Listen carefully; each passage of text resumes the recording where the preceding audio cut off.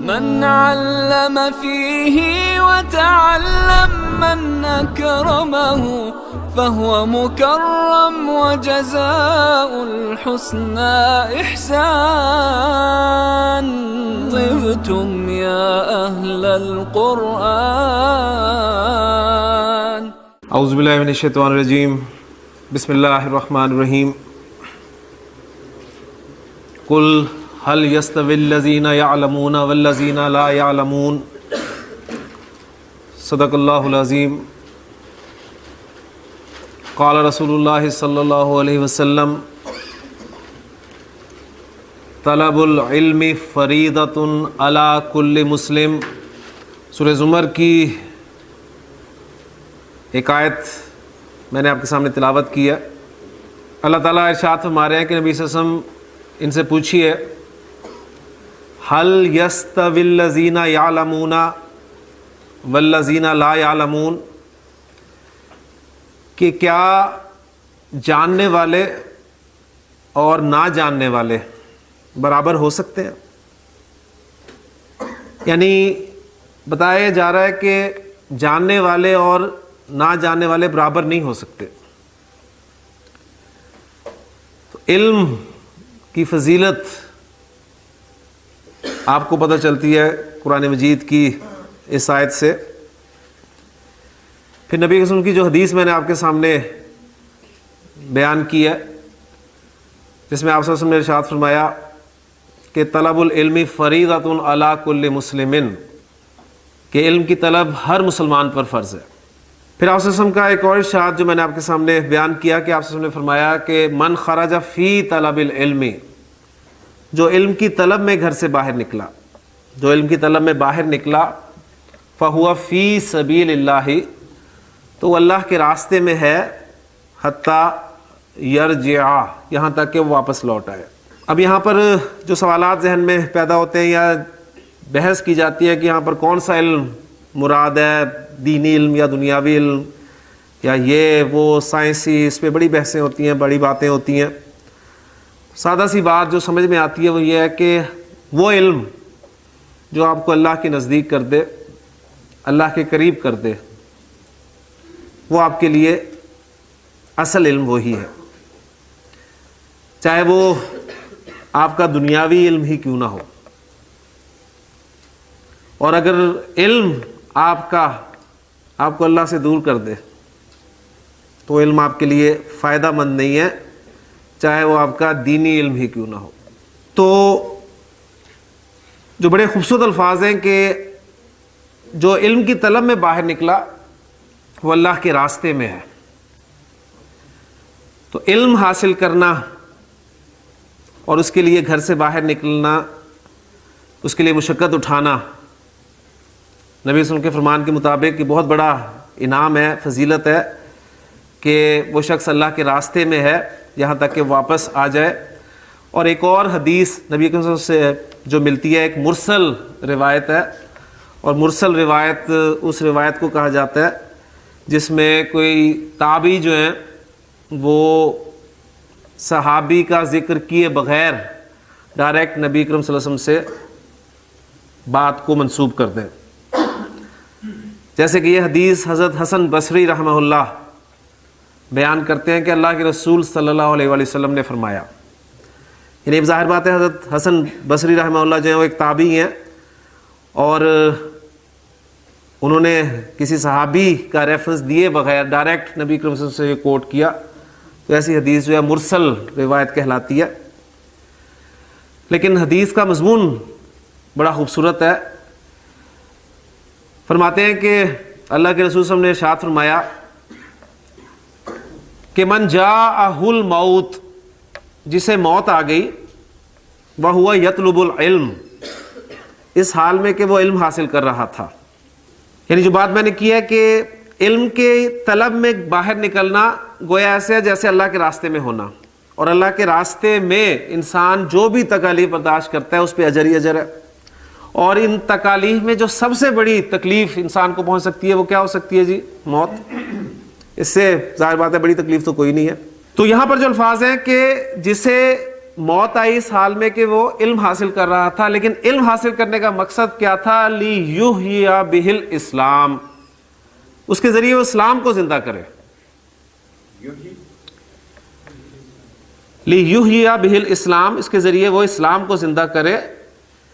تو آپ نے فرمایا فبینہ وبین النبیین درجۃ واحدۃ فی الجنہ، تو اس کے اور نبیوں کے درمیان جنت میں صرف ایک درجے کا فرق ہوگا۔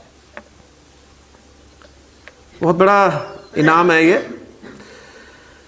تو علم حاصل کرنا اور پھر وہ علم حاصل کرنا جو ہمیں اللہ کے قریب کر رہا ہے، اس کے لیے ہم یہاں پر اکٹھے ہو رہے ہیں۔ اللہ تعالیٰ سے دعا کرتے رہیں کہ اللہ تعالیٰ ہمارے لیے اس میں آسانی فرمائے، اور خاص طور پہ یہ احادیث میں نے آپ کے سامنے اس لیے بھی بیان کیے کہ جو ہمارا سبق چل رہا ہے مرکب اضافی کا، اس حدیث میں اور جو میں نے یعنی 2 احادیث آپ کے سامنے بیان کیے پہلے، ان احادیث میں مرکب اضافی استعمال ہوئے۔ وہ کون کون سے مرکب اضافی ہیں انشاءاللہ بورڈ پہ میں آپ کے سامنے وہ رکھتا ہوں، لیکن اس سے پہلے ہم مرکب اضافی جو ہمارا مرکب ناقص ہے اس سبق کو تازہ کر لیں۔ ایک مرکب اضافی ایک ایسا مرکب ناقص ہے جس میں ایک اسم کو دوسرے اسم کے ساتھ نسبت دی جاتی ہے، ایک اسم کا دوسرے اسم کے ساتھ تعلق قائم کیا جاتا ہے۔ جس اسم کو نسبت دی جاتی ہے اسے مضاف کہتے ہیں، اور جس اسم کے ساتھ نسبت دی جاتی ہے وہ مضاف الیہ کہلاتا ہے۔ عربی کنسٹرکشن میں مضاف پہلے آتا ہے اور مضاف الیہ بعد میں آتا ہے، اور مضاف کے لیے 2 شرائط ہیں، مضاف پر الف لام داخل نہیں ہوتا، اور مضاف کا اعراب ہلکا ہوتا ہے۔ اور اعراب ہلکا ہونے سے مراد یہ ہے کہ اگر اسم پر تنوین آتی ہوتی ہے جو اوریجنلی آتی ہے تو وہ تنوین نہیں لانی ہے، آپ نے تنوین ہٹا دیں تو اعراب ہلکا ہو جائے گا۔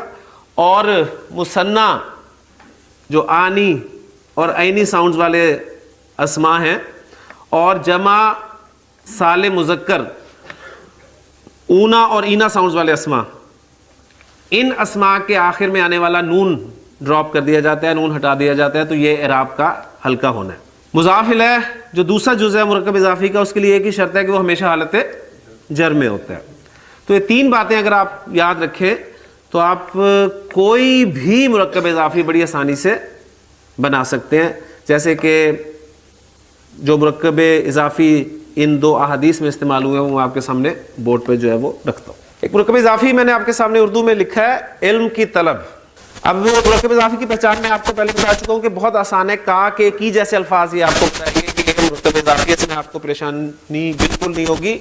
تو علم کی طلب یہ آپ کا مرکب اضافی ہے، اور مرکب اضافی جب آپ عربی میں کنسٹرکٹ کر رہے ہیں تو تیر آپ نے چلانے ہیں اس طرح کے، یعنی طلب کا ترجمہ پہلے کریں گے اور علم کا بعد میں کریں گے، یعنی مضاف پہلے آئے گا اور مضاف الیہ بعد میں آئے گا۔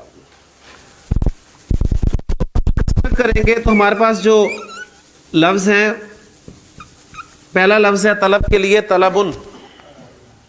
طلبن اسم میں مضاف کی جگہ پر استعمال کر رہا ہوں، اور مضاف کی جگہ پر استعمال کر رہا ہوں تو 2 شرائط ہے، ایک الف لام داخل نہیں کرنا، اور دوسرا اعراب ہلکا ہونا ہے۔ اور اس اسم پر تنوین آ رہی ہے، اس کا اعراب کیسے ہلکا ہوگا؟ اس کی تنوین ہٹا دوں گا تو یہ بن گیا طلبو۔ اور مضاف الیہ جو ہے وہ حالت جر میں ہونا ہے، اور العلم جو ہے اس کی حالت جر کیا ہے؟ العلم۔ تو طلب العلم، علم کی طلب، یہ علم کی طلب آپ کا مرکب اضافی بن گیا۔ حالت رفع میں کنسٹرکٹ کیا میں نے۔ مرکب اضافی کی حالت رفع نصب جر کا کہاں سے پتہ چلتا ہے جی؟ مضاف سے۔ مضاف الیہ نے ہمیشہ حالت جر میں ہونا ہے، اس سے آپ نے کبھی بھی مرکب اضافی کی حالت رفع نصب جر کو پہچاننے کی کوشش نہیں کرنی۔ مرکب اضافی میں اصل حیثیت مضاف کو حاصل ہے، لہذا آپ نے وہاں سے اعراب کو جو ہے چیک کرنا ہے۔ تو یہاں پر طلبو حالت رفع میں ہے، لہذا یہ پورا مرکب اضافی آپ کا حالت رفع میں ہوا، تو ہم اسے مبتدا کی جگہ پر استعمال کر سکتے ہیں کیونکہ مبتدا ہمارا حالت رفع میں ہوتا ہے۔ تو اب میں اس طلب العلمی کو مبتدا کی جگہ پر استعمال کر کے آپ کے سامنے وہ حدیث مکمل کر رہا ہوں کہ آپ صلی اللہ علیہ وسلم فرما رہے ہیں علم کی طلب فریضہ ہے.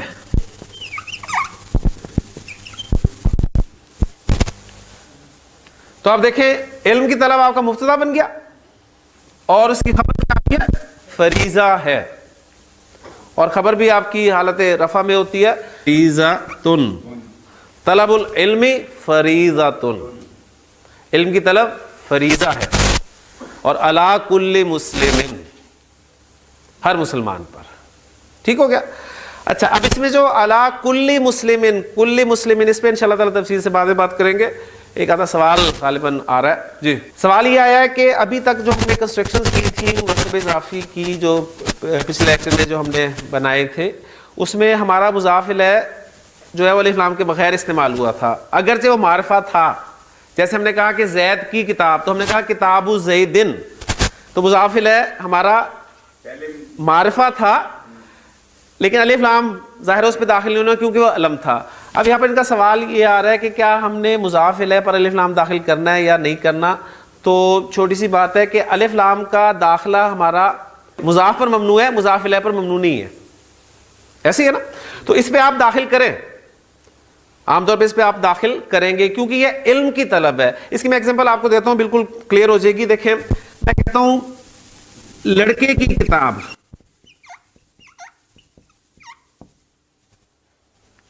یعنی زید کی کتاب تو کتاب زید بن گیا ہمارا. اب یہ آپ کے سامنے آ رہا ہے لڑکے کی کتاب، تو کتاب آپ کا مضاف اور لڑکا جو ہے مضاف الیہ. ہاں جی کتابو. اب جو لڑکا ہے اس کو میں الف لام کے ساتھ لے کر آؤں گا، میں کہوں گا الوالدی، کتاب الوالدی، کیونکہ اس پہ الف لام کا داخلہ مضاف الیہ پر ممنوع نہیں ہے، تو کتاب الوالدی میں رکھوں گا. اگر میں اس مضاف الیہ پر الف لام نہ لگاؤں، میں اس کو ایسے آپ کے سامنے کنسٹرکٹ کر دوں کتاب ولدن، دونوں میں فرق کیا ہے؟ فرق یہ ہے کہ اس کنسٹرکشن میں آپ کا مضاف الیہ معرف باللام ہے، الف لام کے ساتھ ہے، اور اس میں الف لام کے بغیر ہے. اب ان دونوں کے ترجمے میں کیا فرق ہوگا؟ فرق یہ ہوگا، بالکل وہی بات ہے کہ یہ آپ کہہ رہے تھے کسی خاص لڑکے کی کتاب ہے اور یہ کسی عام لڑکے کی کتاب ہے، یعنی اس کا ترجمہ آپ یہی کریں گے لڑکے کی کتاب، اور اس کا ترجمہ آپ اس نکرہ مضاف الیہ کی وجہ سے یہ کر سکتے ہیں کسی لڑکے کی کتاب. جیسے ہم کہتے ہیں نا کہ یہ کسی لڑکے کی کتاب ہے، یہ کسی لڑکے کی کتاب ہے، تو اس کے لیے ہم یہ کنسٹرکشن استعمال کریں گے کہ ھذا کتاب ولدن، یہ کسی لڑکے کی کتاب ہے. اور جب آپ کہتے ہیں ھذا کتاب الولدی، یہ لڑکے کی کتاب ہے، تو اس سے وہاں پر لڑکا جو ہے وہ معین ہے. بات سمجھ میں آ گئی نا. تو یہ آپ کو اچھا انہوں نے سوال کیا، اس وجہ سے یہ پوائنٹ آپ کے سامنے آ گیا کہ اگر مرکب اضافی میں آپ کا مضاف الیہ نکرہ ہوگا تو اس نکرہ کے حوالے سے آپ نے ترجمہ کرنا ہے. تو کتاب ولدن کا ترجمہ کیا ہوگا؟ کسی لڑکے کی کتاب. دیکھیں ایک حدیث ہے نبی رسول کی، اس حوالے سے ایک مرکب اضافی آپ کے سامنے رکھ رہا ہوں میں، عابر سبیل. عربی کنسٹرکشن ہے آپ کے سامنے مرکب اضافی. پہلا اسم آپ کو الف لام کے بغیر نظر آ رہا ہے، اعراب ہلکا ہے، اور دوسرا اسم جو ہے وہ آپ کو حالت جر میں نظر آ رہا ہے. تو مرکب اضافی کنفرم ہو گیا آپ کا عابر السبیل. اب یہاں پر مضاف الیہ جو ہے وہ نکرہ لایا گیا ہے، معرف باللام نہیں لایا گیا. ایسے ہی نا، سبیل کے معنی راستے کے ہوتے ہیں. اب یہ نکرہ ہے تو ہم اس کا ترجمہ کریں گے کسی راستہ، کوئی راستہ. ٹھیک ہے نا. اور عابر کہتے ہیں عبور کرنے والا. تو عابر السبیل کسی راستے کو عبور کرنے والا، کسی راستے کا عبور کرنے والا. جو نبی صلی اللہ علیہ وسلم کی بڑی خوبصورت حدیث ہے جس میں آپ صلی اللہ علیہ وسلم نے بڑی پیاری نصیحت کی تھی کہ کن فی دنیا، دنیا میں اس طرح رہ کا انا کا غریبن، گویا کہ تو کوئی اجنبی ہے. اب دیکھیں غریبن نکرہ ہے تو میں ترجمہ کر رہا ہوں کوئی اجنبی ہے، جس طرح تو کوئی اجنبی ہے. غریب کا لفظ عربی زبان میں اجنبی کے لیے استعمال ہوتا ہے. ہمارے ہاں اردو میں غریب کا لفظ جو ہے وہ ذرا دوسرے معنی میں استعمال ہوتا ہے، اور ویسے بھی ظاہر بات ہے جو غریب ہوتا ہے وہ اجنبی ہی ہوتا ہے. کن فی دنیا،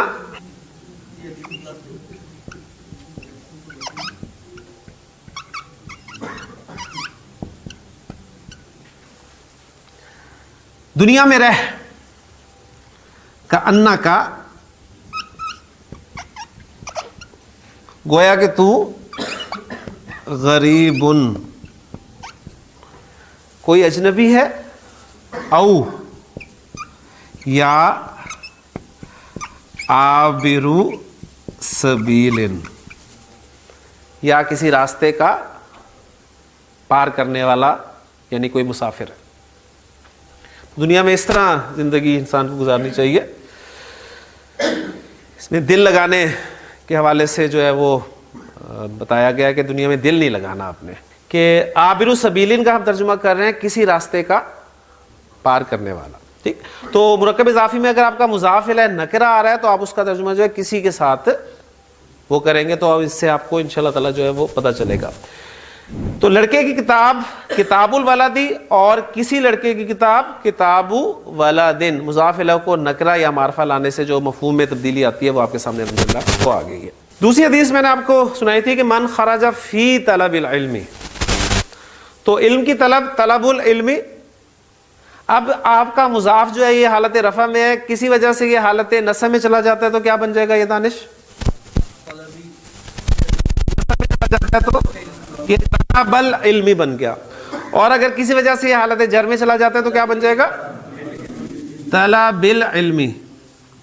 تو اس حدیث میں جو میں نے آپ کے سامنے اب بیان کیا، اس میں یہ حالت جر میں استعمال ہوا ہے کہ من خرج فی طلب العلم، جو علم کی طلب میں باہر نکلا، فہوا، ہوا آپ پڑھ چکے، ہوا وہ، فی سبیل اللہ، اب یہ سبیل اللہ یہ مرکب اضافی ہم نے اس دن بنایا تھا، اللہ کا راستہ،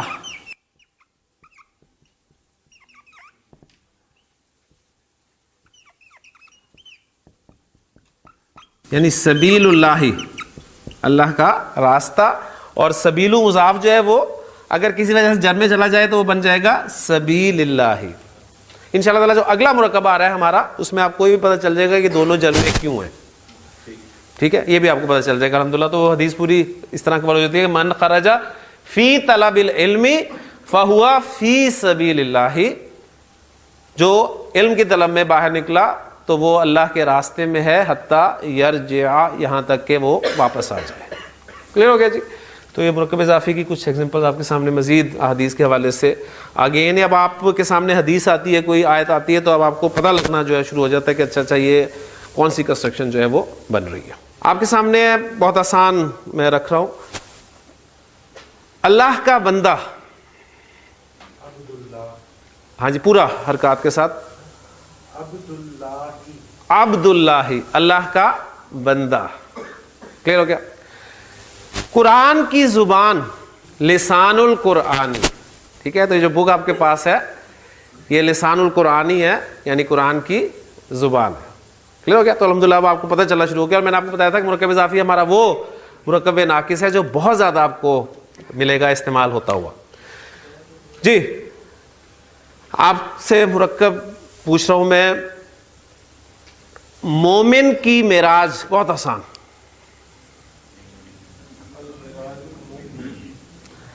مومن کی معراج، پورا معراج المؤمنی،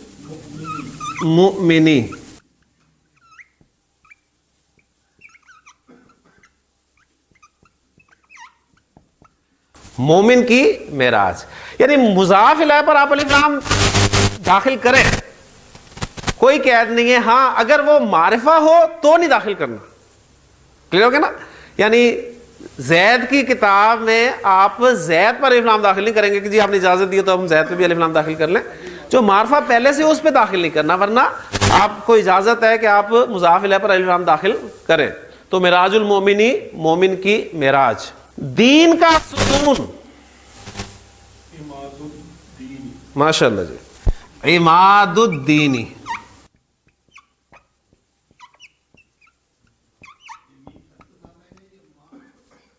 عماد الدینی، دین کا ستون۔ اب دیکھیں یہ دونوں مرکب اضافی جو ہیں اب ہم جملوں میں استعمال کرنے لگے، ٹھیک ہو گیا؟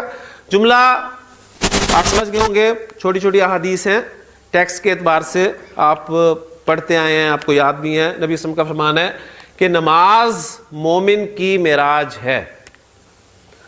جی نماز مومن کی معراج ہے. عابد صاحب اس میں مبتدا کیا ہے؟ نماز مومن کی معراج ہے. مبتدا کیا ہے اس میں؟ جی گلزار صاحب. نماز مومن کی معراج ہے. جی ڈاکٹر صاحب. نماز سے میں جملے کی ابتدا کر رہا ہوں. جب میں نے کہا نماز تو آپ انتظار میں ہیں کہ نماز کے بارے میں آپ کو کچھ بتانے لگا ہوں. تو نماز کے بارے میں آپ کو کیا خبر دینے لگا ہوں کہ وہ مومن کی معراج ہے. تو نماز مبتدا ہو گیا اور مومن کی معراج ہے اس کی خبر ہوگی.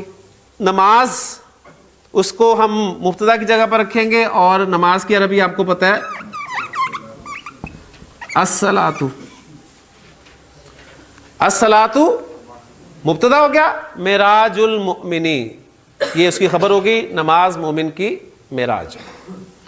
طارق صاحب نماز مومن کی معراج ہے, کیا بات سمجھ میں آتی ہے اس سے؟ نبی صلی اللہ علیہ وسلم کا جو فرمان ہے یہ کہ نماز مومن کی معراج ہے. نہیں, یہ مفہوم کے حوالے سے, عربی کے حوالے سے سمجھ میں آ گئی نا. اب یہ نہ ہونا کہ عربی ہمیں آ جائے, کنسٹرکشن بنانی آ جائیں, حدیث بنانی آ جائیں, لیکن نماز ہم سے دور ہو.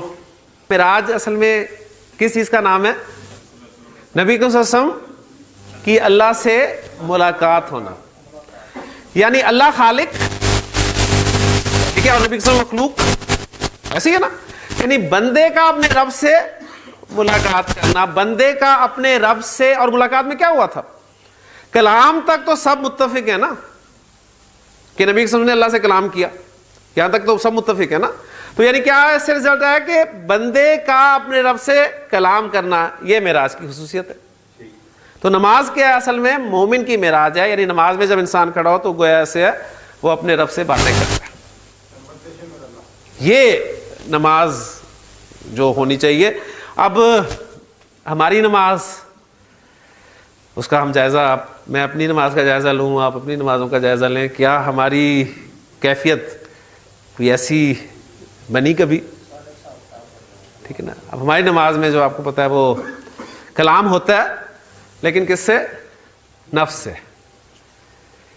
یعنی اللہ اکبر کے بعد ہم جو باتیں کرنا شروع ہوتے ہیں, اور کس سے باتیں کر رہے ہوتے ہیں؟ اپنے نفس سے باتیں ہو رہی ہیں. یعنی سارا دن کا حساب کتاب جو ہے ہمارے سامنے ہو رہا تھا, اور ایسی ایسی باتیں یاد آتی ہیں یعنی جو آپ کو آگے پیچھے کبھی یاد نہیں ہوں. دوسری حدیث ہے نبی کے صلی اللہ علیہ وسلم کی کہ نماز دین کا ستون ہے. مبتدا کیا ہے اس میں ارسلان صاحب؟ نماز مبتدا ہے اور خبر کیا ہے؟ دین کا ستون ہے, یہ خبر ہو گئی. ٹھیک ہو گیا. اب اس کو بھی کنسٹرکٹ کر لیں. الصلاۃ عماد الدینی, نماز دین کا ستون ہے. اس کا انالیسس کون کرے گا جی اس حدیث کا, پوری حدیث کا انالیسس؟ الصلاۃ مبتدا, پورا انالیسس چاہیے, پورا انالیسس. ہاں جی ہاں پورا بولنا. الصلاۃ مبتدا,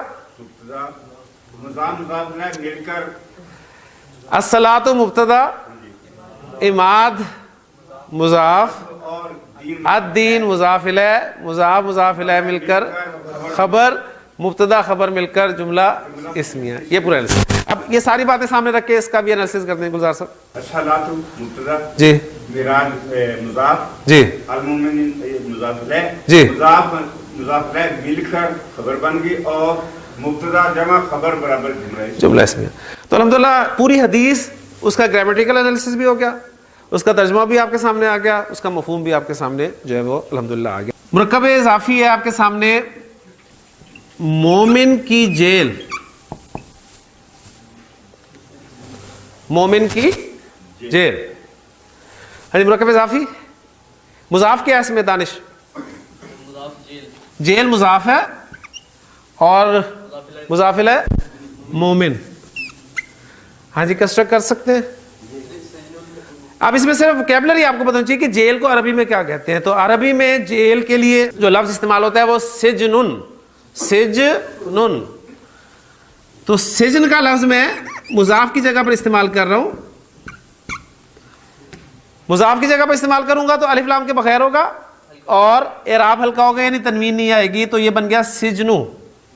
اور مضاف الیہ میرا حالت جر میں ہوگا, الف لام میں داخل کروں کیونکہ کسی مومن کی جیل نہیں کہے گی بلکہ مومن لفظ استعمال کیا گیا, تو یہ بن گیا آپ کا سجن المؤمنی, مومن کی جیل. ایک اور مرکب ساتھ کنسٹرکٹ کر لیں, کافر کی جنت, یہ بھی ایک مرکب اضافی ہے, کافر کی جنت. جی ارسلان, اس میں مضاف کیا ہے؟ مضاف اس میں جنت ہے اور مضاف الیہ کافر ہے. جی کنسٹرکٹ کر دیں, دونوں الفاظ آسان ہیں, جنت کی عربی بھی آپ کو آتی ہے اور کافر کی عربی بھی آتی ہے.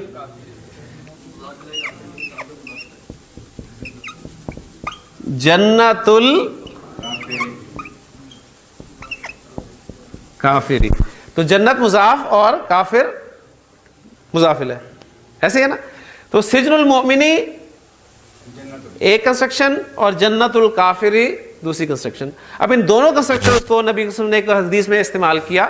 اب آپ دیکھیں اسے بھی الحمدللہ انالائز کر سکتے ہیں. آپ کا فرمانا ہے کہ دنیا مومن کی جیل اور کافر کی جنت ہے. دنیا مومن کی جیل اور کافر کی جنت ہے. مبتدا کیا ہے جس میں؟ دنیا. لہذا مبتدا میں لے کے آؤں گا الدنیا, الدنیا یہ میرا مبتدا بن گیا, اور مومن کی جیل سجن المؤمنی اور جنت الکافری, کافر کی جنت ہے. پوری حدیث لکھ دیتا ہوں ادھر, الدنیا سجن المؤمنی و جنت الکافری. دو مرکب اضافی آ رہے ہیں نا, اب ان دو کو کیسے ملانا ہے یہ میں آپ کو بتا چکا ہوں. ذرا پرانی بات ہے تو دیکھتا ہوں کس کا حافظہ مضبوط ہے, وہ اس پرانی بات کو یاد رکھ کے اس کو کنسٹرکٹ کر سکتا ہے. جی دانش, دنیا مبتدا, یہ تو بہت آسان ہو گیا. اچھا بعد میں ڈیٹیل کرنی ہے, پہلے ڈیٹیل کر دینا. جی یعنی چلیں میں اس کو لکھ دیتا ہوں طارق صاحب, وہ آپ کی خواہش پوری ہو رہی ہے اس پہ. دنیا آپ کا مبتدا ہو گیا, سجن آپ کا مضاف ہے اور المؤمنی مضاف الیہ, یہ مرکب اضافی بن گیا, حرف عطف آ رہا ہے. جنت مضاف ہے, الکافری مضاف الیہ ہے. ہاں ماشاءاللہ, یہ بالکل وہی معطوف جیسا لفظ آ گیا نا ذہن میں. یعنی میں نے آپ کو بتایا تھا کہ واو آپ کا حرف عطف ہے, واو آپ کا حرف عطف ہے, آپ کا عاطفہ, واو عاطفہ, اور حرف عطف جب ہوگا تو اس سے پہلے جو کچھ ہوگا وہ معطوف علیہ ہوگا, اور اس کے بعد کیا ہوگا وہ معطوف ہوگا. ٹھیک ہے نا. یعنی اب یہ سجن المؤمنی جو آپ نے مضاف اور مضاف الیہ بنایا, یہ آپ کا معطوف علیہ, اور جنت الکافری یہ معطوف. اب معطوف علیہ اپنے معطوف سے مل کر یہ بن گیا خبر, اور اب مبتدا اپنی خبر سے مل کر جملہ اسمیہ ہو گیا.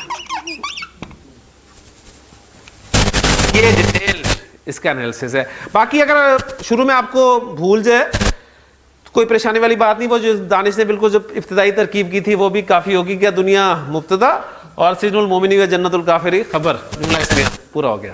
آج الحمدللہ ہم نے اتنی ساری حدیث کی ہیں, ایک حدیث اور چھوٹی سی کر لیتے ہیں ٹیکسٹ کے اعتبار سے. آپ صلی اللہ علیہ وسلم کا فرمان ہے کہ دنیا آخرت کی کھیتی ہے. مبتدا کیا ہے جی اس میں؟ دنیا آخرت کی کھیتی ہے. دنیا مبتدا ہو گیا آپ کا, اور آخرت کی کھیتی ہے یہ آپ کی خبر ہوگی. ہاں جی, دنیا الدنیا. اچھا, اب آخرت کی کھیتی مرکب اضافی ہے, اس میں مضاف آپ کا کھیتی اور آخرت مضاف الیہ. کھیتی کے لیے عربی زبان میں مزرعۃن کا لفظ استعمال ہوتا ہے.